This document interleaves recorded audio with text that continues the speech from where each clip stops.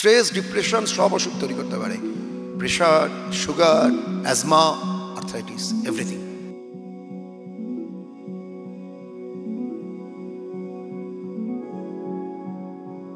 বলতে পারেন এক কথায় কেয়া বাত।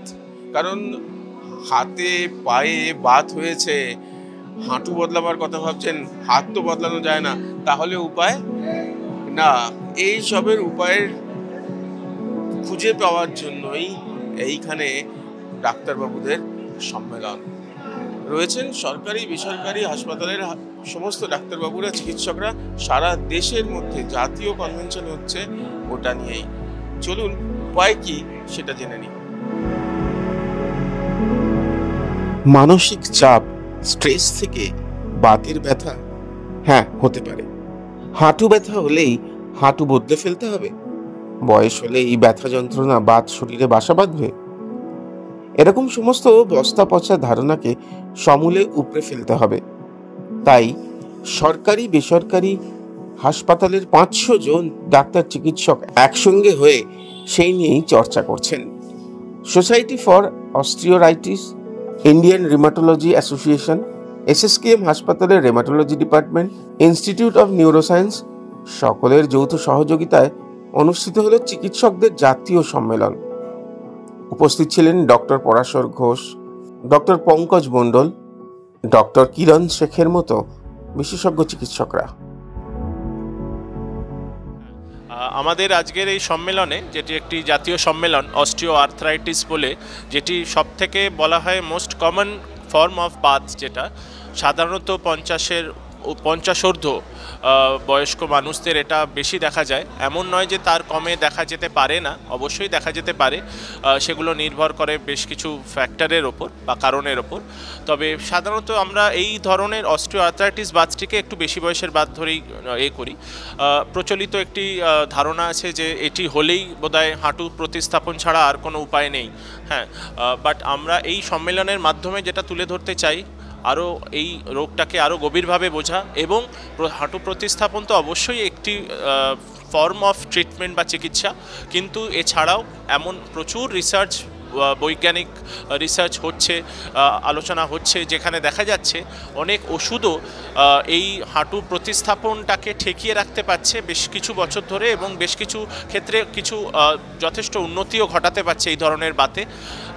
তার সাথে সাথে আমরা যেটা আরও বেশি করে তুলে ধরতে চাই, যে জীবনযাত্রা, নিজে একটি সুস্থ ডায়েট মেনটেন করা এবং এক্সারসাইজ, ব্যায়াম, এই সাথে সাথে বেশ কিছু নতুন ধরনের মেডিসিন আসছে, ওষুধ আসছে, সেগুলোর দ্বারা কিন্তু এই রোগকে ঠেকিয়ে রাখা সম্ভব।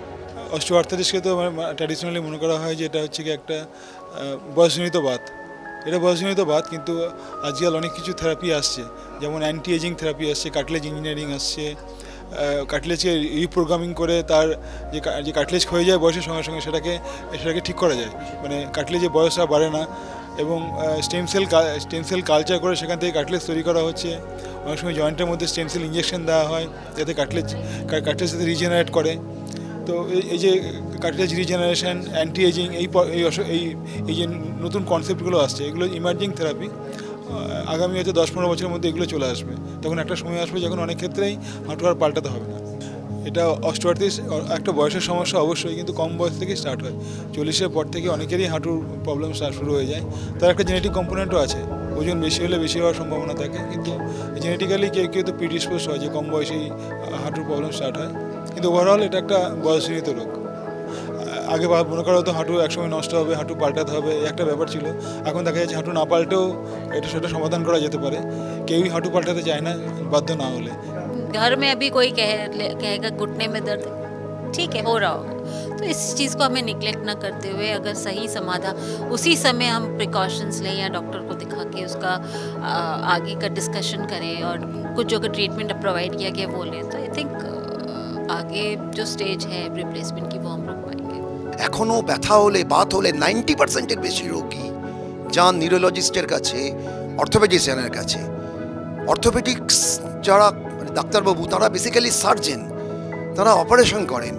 এই যে ব্যথা যন্ত্রণার ব্যাপার, গ্রন্থির ব্যাপার, এটার ব্যাপারে অর্থোপেডিশিয়ানের কাছে গেলে তারা রিলিফ দেওয়ার জন্য কিছু ওষুধ লিখবেন বটে, কিন্তু রিমাটোলজিস্টদের কাছে যদি আসেন সেখানে মনে হয় রুগীদের একটু বেশি সুবিধা হবে।